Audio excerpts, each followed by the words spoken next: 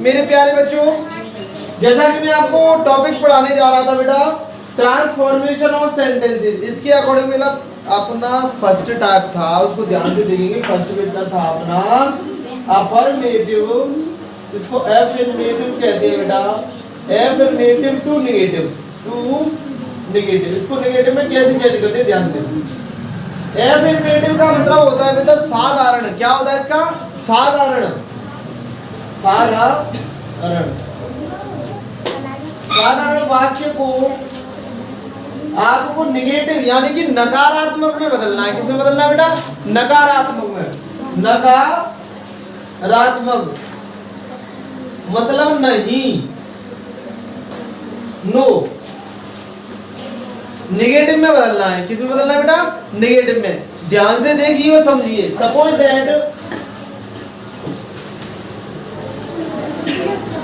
जैसे कि अपन मान कुछ एग्जाम्पलों के माध्यम से समझते हैं। ध्यान दीजिएगा सारे बच्चे। Look at there. Suppose that Mohan always speaks the truth. अक्सर एग्जामों में आता है, ध्यान दीजिएगा, समझने की पूरी कोशिश कीजिएगा। नहीं समझ में आएगा तो समझाने का काम मेरा है बेटा, जुड़े रहिएगा। ऑलवेज आ गया तो बेटा ऑलवेज को सबसे पहले अपन नेवर करते हैं, ये लीगल है बेटा। ऑलवेज को नेवर में करते हैं, वही 100% सही माना जाता है। तरीके इसके दो होती हैं, दो तीन होते हैं, मैं अच्छे से बताऊं कौन कौन से। मोहन का बेटा मोहन हो गया, ऑलवेज चला गया नेवर में, तो अफर्मेटिव निगेटिव में हो गया। ऑलवेज का मतलब हमेशा होता है, नेवर का मतलब कभी नहीं होता है। मोहन हमेशा सत्य बोलता है, मोहन हमेशा सत्य नहीं बोलता है। नेवर मतलब कभी नहीं बोलता है, तो नेवर आएगा ऑलवेज के स्थान पर हमेशा। तो करेक्ट होता है। और भी तरीके होते हैं बेटा, लेकिन ज़्यादा सही ये होता है मोहन नेवर। अब बेटा स्पीक के स्थान पर आप स्पीक ही यूज कर सकते हो, speaks the truth. Speaks the truth भी होता है बेटा, द ट्रुथ। लेकिन एक चीज ध्यान दो बेटा कि अगर ऑलवेज चेंज हुआ है नेवर में, तो ये भी ट्रुथ भी चेंज होगा लाई में। किस में चाहिए चेंज होगा? ये भी लाई में चेंज होना चाहिए और होता है बेटा। अगर आपसे पूछे कि सेंटेंस का अर्थ नहीं बदले, don't mean change of meaning, don't change of meaning, तो आप करोगे मोहन नेवर स्पीक द लाई। इसका मतलब है कि Mohan always speak the truth. इसका भी मतलब क्या हुआ? सेम हो गया। अगर वो पूछे इसको निगेटिव करो तो निगेटिव होगा बेटा ये वाला। ये तो हो गया निगेटिव।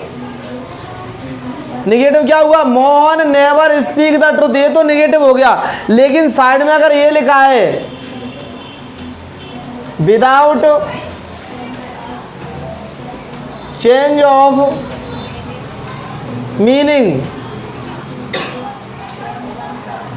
कि इसका मीनिंग चेंज नहीं हो और सेंटेंस निगेटिव बन जाए, तो नेवर से निगेटिव बन गया और मीनिंग का अर्थ भी वही निकलेगा कि Mohan never speak the lie, Mohan never tells a lie, फिर अ लाई हो जाए। क्या हो जाएगा बेटा?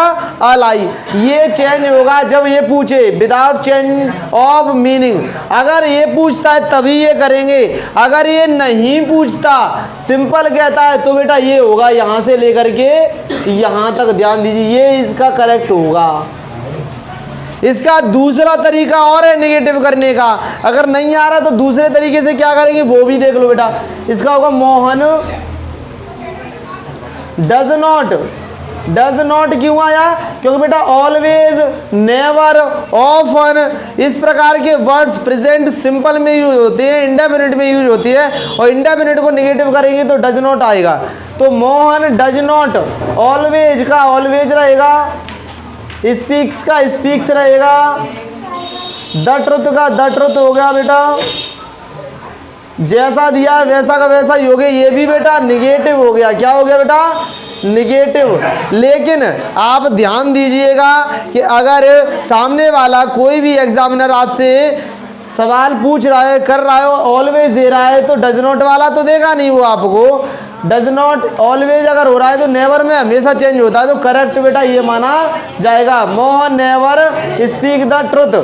अगर ये स्पेशल दिया है कि चेंज अर्थ नहीं होना, तो ये हो जाएगा मोहन नेवर स्पीक्स या टेल्स अ लाई, ये हो जाएगा बेटा। ठीक है, ध्यान दीजिएगा, मैं समझ पा रहा हूँ ये क्लियर हो गए होंगे। कुछ एग्जाम्पल के माध्यम से और क्लियर करते हैं कि निगेटिव कैसे बनते हैं। सपोज दैट हमने मान लिया कोई भी दिया है, Pankaj has won the match, इसको निगेटिव करो। तो मैं अच्छे से आपको बता चुका हूं कि अगर हेल्पिंग वर्ब दी है और उसको निगेटिव करना है तो वो तो सिंपल है बेटा, कुछ नहीं। पंकज हैज का हैज नॉट्स जोड़ दिया, वॉन द मैच। बेटा जिसमें हेल्पिंग वर्ब होती है उनको तो निगेटिव करना बहुत आसान है, निगेटिव से अफर्मेटिव में पहुंचाना आसान है, लेकिन कुछ स्पेशल रूल्स होते हैं उन पे हम धीरे धीरे डिस्कस करते हैं। और जुड़े रहिएगा, और भी किस तरीके से एग्जाम्पल आते हैं काफ़ी प्रैक्टिस करेंगे बेटा, अच्छे से कवर करेंगे। जुड़े रहिएगा। राधे राधे। चैनल को लाइक शेयर सब्सक्राइब करना ना भूलें, because don't fear your Sonu sir is here. Like share subscribe अवश्य करें बेटा। राधे राधे। समझने की पूरी कोशिश कर रहे हैं कि एफर्मेटिव को निगेटिव कैसे करते हैं, निगेटिव टू एफर्मेटिव कैसे करते हैं। ध्यान से समझिएगा, कोशिश कीजिएगा। सपोज दैट एग्जाम्पल्स आपके सामने स्क्रीन पर ध्यान से देखिए बेटा। She did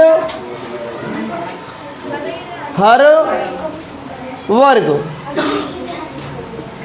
डिड दिया है, ध्यान से देखिए बेटा। और डिड ये बेटा मेन वर्ब है। क्या है बेटा? Main verb. सब्जेक्ट के बाद ये सब्जेक्ट है बेटा, सब्जेक्ट के बाद या तो हेल्पिंग वर्ब आती है या मेन वर्ब आती है। क्या आती है बेटा? Main verb. और डायरेक्ट वर्ब मेन वर्ब आ रही है, डिड आ रही है या कोई दूसरी आ रही है, तो उसको देखो कौन सी फॉर्म है वर्ब की, कौन सी फॉर्म है। ये डिड बेटा डू, डिड और डन। ये डिड बेटा सेकंड फॉर्म है, सेकंड फॉर्म आती है हम अच्छे से जानते हैं पास्ट इंडेफिनिट में। किसमें आती है बेटा? पास्ट इंडेफिनिट में आती है। ध्यान से देखिए। और पास्ट इंडेफिनिट को जैसे ही निगेटिव करेंगे तो नॉट लगाएंगे। क्या लगाएंगे बेटा? नॉट लगाएंगे। और नॉट अपने साथ अकेला कभी नहीं आता, तो सी का तो बेटा हो गया सी। क्या हो गया? सी। और डिड नॉट लग गया। लेकिन एक चीज ध्यान से देखो, डिड नॉट के साथ वैसे ही जैसे डू डज के साथ होता है, डू नॉट डज नॉट के साथ V1 आता है, वैसे ही डिड नॉट के साथ भी V1 आता है। क्या था बेटा? V1। और डिड की V1 क्या हो जाएगी बेटा? डू। यहाँ से देखो, ये V1 हो गया बेटा, ये V2 हो गया और ये V3 होगा वर्ब की थर्ड फॉर्म। अच्छे से याद होना चाहिए। ध्यान से देखो, सी डिड नॉट डू। डू कैसे हुआ? आपके अंदर कंफ्यूजन है, फिर डिड के साथ नॉट लगाइए। डू कहाँ से आ गया? डू इसलिए आया कि डिड है जो सेकंड फॉर्म मेन वर्ब की दी है, और मेन वर्ब की फर्स्ट फॉर्म आई। ये हो गया बेटा सब्जेक्ट, ये हो गई डिड नॉट, डिड नॉट। और डिड नॉट अपने साथ V1 लेता है। क्या लेता है बेटा? V1। उसके बाद बेटा ऑब्जेक्ट, उसके बाद अदर वर्ड जो भी है, ऑब्जेक्ट दिया आगे बेटा हर वर्क, जो भी दिया हर वर्क। मैं समझ पा रहा हूँ, अब क्लियर हो गया? हो गया। डिड नॉट के साथ V1 आएगी और डिड की V1 डू होती है। क्या होती है? डू होती है। नेक्स्ट एग्जाम के माध्यम से एक और समझते हैं बेटा। एग्जाम्पल देखते हैं, आपके स्क्रीन के सामने है। They do their work. They का दे रहेगा बेटा, डू का डू नॉट हो जाएगा।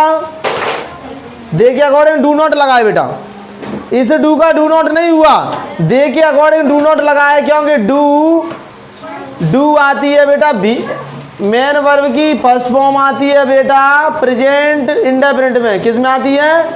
प्रेजेंट इंडेफिनिट में। ध्यान से देखो, मेन वर्ब की फर्स्ट फॉर्म किस में आती है? प्रेजेंट इंडेफिनिट में। किस में आती है बेटा? प्रेजेंट इंडेफिनिट में। ध्यान से देखो, ये मेन तो डू नॉट, अब इसकी V1, तो ये ऑलरेडी V1 ही है बेटा, डू देयर वर्क। मैं समझ पा रहा हूँ, अच्छे से क्लियर हो गए होंगे। कुछ एग्जाम्पलों के माध्यम से और समझने की कोशिश करते हैं बेटा। ठीक है, देखिएगा जरा।